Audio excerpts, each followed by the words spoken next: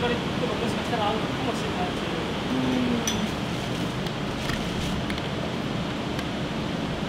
あ、ここでいいのか。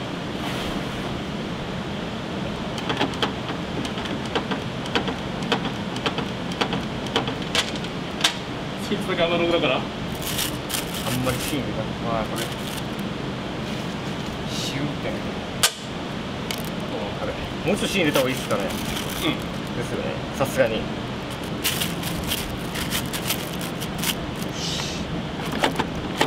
斜めに回すけど、ちょっと回します。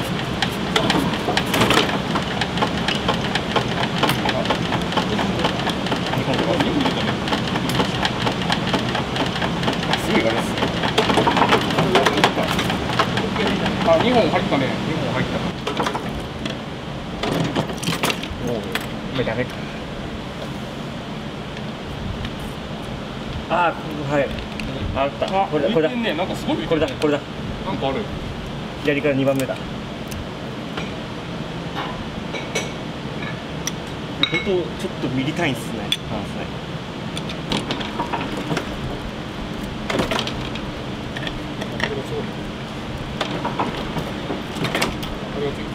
ですね。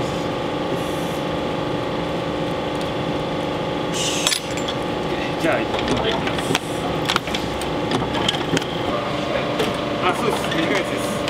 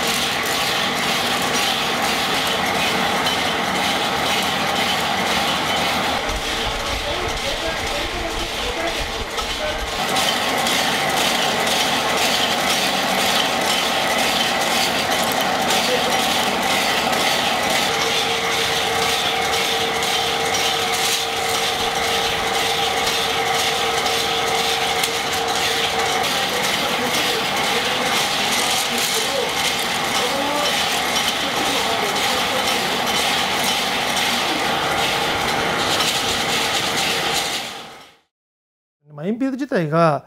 ちょうど50年ぐらい前、一番鉛筆屋さんがいっぱい増えていっぱい作ってるところでピークで、そこから50年間ずっと下がってきてるんで、やっぱりその時に作った機械、50年前ぐらいに作った機械が大事にしながら作らないとそこから減ってきてますんで、なかなか新しい設備を導入するっていうのはできなくて今の状態なんですけども、その当時にできた機械がかなり優秀で、ちゃんとセッティングさえしてあげればすごいいいものができるっていうものが分かってますんで、いかにうまくセッティングしていいものに仕上げるかっていうところですよね。自分のちょっとした締め具合だけでいいものができるか変なものができるかっていうのは決まっちゃいますんで、そこはちょっと面白みがあるかもしれないですよね。結構これ単純作業なんですけど、結構奥深いんですよこの機械って。なんで結構1ミリずれただけでももうだいぶずれるぐらいの世界なんで、やっぱ時代は最先端の時代行ってますけど、まずこういう一からアナログで作るっていうこと自体が珍しいと思うんで、それは大事にしていきたいなとは僕個人は思いますけど、一番最初のうちの曽祖父の言葉なんですけども、鉛筆我が身を削って人のためになる、ものだから家業として続けていきなさいっていう言葉が残ってますんで、家業として鉛筆を作り続けるためにまずどうしたらいいかっていうところですよね。今まではどうしても鉛筆バーッと削って書いて、ただもう消耗品なんですけど、消耗しながらもこの鉛筆が自分のためになったっていうところが他のものとはちょっと違ってきますんで、これは短くなっていく鉛筆の短くなった分だけ自分のためになったっていうふうに考えて、そういうところをですね、もうちょっと精神的なところで考えていくと、鉛筆に愛着を持って鉛筆の価値がどんどん上がっていくんじゃないかなと思ってますけどね。